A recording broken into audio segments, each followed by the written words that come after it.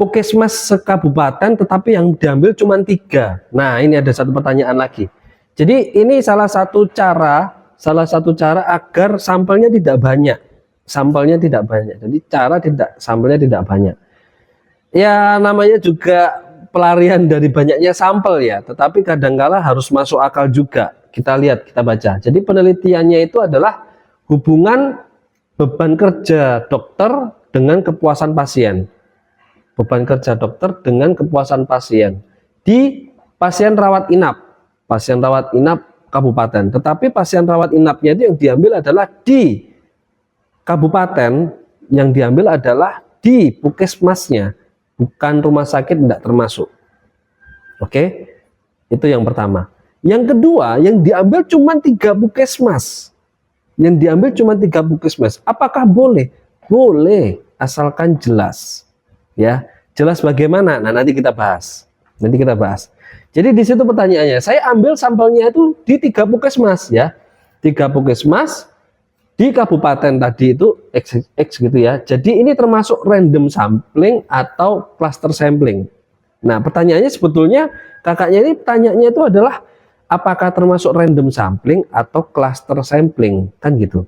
Nah, sebelum saya menjawab itu masuk random sampling atau cluster sampling, kita lihat dulu kenapa kok cuma 3 puskesmas, satu kabupaten cuma 3 puskesmas. Kenapa? Padahal puskesmas di satu kabupaten itu ada banyak. Minimal lah kalau seumpama ada kecamatannya ada 12, ya minimal di situ ada 3 kecamatan, ada 12 puskesmas, kan seperti itu. Nah, kenapa yang diambil cuma 3? Ternyata setelah saya tanya lagi catnya yang seperti ini, ternyata memang sudah di ACC sama dosen pembimbingnya. Alasannya adalah yang dekat-dekat saja. Nggak bisa sebetulnya. Saya nggak tahu alasan dosen pembimbingnya, cuman menurut saya mayoritas coba didiskusikan dengan dosen pembimbingnya lagi, atau mungkin kakak-kakak kelas yang lainnya, coba silakan yang sedang mengerjakan skripsi. Nggak bisa. Kalau alasannya cuman hanya karena dekat, pasti semua banyak yang menggunakan. Jadi buat alasannya jangan alasan yang dekat. Alasannya apa? Ya buat ketentuan-ketentuan seperti video saya yang sebelumnya yang berhubungan dengan ekstrakurikuler. Itu sama, video saya sebelumnya juga saya pernah bahas bahwa bagaimana agar sampelnya tidak banyak. Sebetulnya di situ itu semua mahasiswa yang sedang mengerjakan skripsi semuanya pengen sampelnya tidak banyak. Apalagi yang berhubungan dengan beberapa area ya. Nah, di sini kakak harus punya alasan kenapa kok cuma 3 puskesmas itu. Alasannya jangan pakai yang dekat. Oh, kena tuh sama dosen penguji pasti kena. Pasti, mayoritas pasti kena. Jadi jangan pakai alasan dekat. Contoh, pakai alasan aja yang mayoritas pasiennya umurnya di atas 50 tahun. Yang rata-rata penyakitnya adalah penyakit-penyakit turunan, diabetes, jantung, dan lain sebagainya. Mungkin seperti itu. Bisa pakai seperti itu. Jadi dikategorikan. Ternyata setelah dikategorikan dari 12 puskesmas, contohnya ya, dalam satu kabupaten ada 12 kecamatan, contoh, sekali lagi contoh. Satu kabupaten ada 12 kecamatan, kebetulan satu kecamatan ada 1 puskesmas, contoh aja. Jadi, nah di antara 12 puskesmas tadi itu, yang paling banyak penyakitnya turunannya tadi itu adalah di 3 kecamatan. Nah, buat seperti itu, diakal-akal buat seperti itu. Kenapa kok boleh buat seperti itu? Jadi alasan menggunakan kategorisasi karena penyakit turunan tadi itu lebih baik dibandingkan pakai alasan bahwa dekat. Terus nanti biasanya ada pertanyaan berikutnya, loh kenapa kok Anda melihat penyakit turunan saja, diabetes, jantung, dan lain sebagainya. Nah, buat alasan yang lainnya, diskusi dengan pembimbing. Ada itu. Nah, mungkin di situ bisa kita lihat bagaimana dokternya itu, beban kerjanya dokter terhadap penyakit-penyakit yang ada tadi itu bisa maksimal atau tidak untuk menyelesaikannya. Nah, kira-kira seperti itu. Itu yang pertama. Jadi sebetulnya belum menjawab pertanyaan kakak ini, apakah masuk klaster atau random sampling. Belum termasuk. Belum menjawab. Nah, oke, itu dulu yang pertama, agar selesai dulu. Nah, Pertanyaan berikutnya, pertanyaan inti ya, bukan pertanyaan berikutnya. Sebetulnya intinya adalah pertanyaannya apakah itu masuk random sampling atau cluster. Nah, setelah yang pertama tadi itu selesai, yang berhubungan dengan karena kenapa milih 3, itu salah satu tadi saya mencontohkan salah satu contoh agar bisa dikategorisasikan.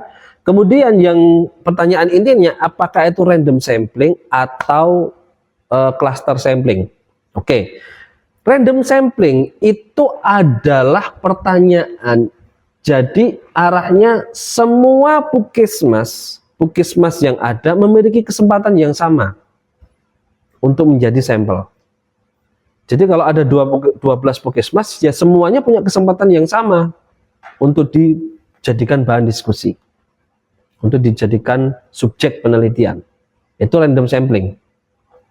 Tidak ada kategorisasi tidak ada.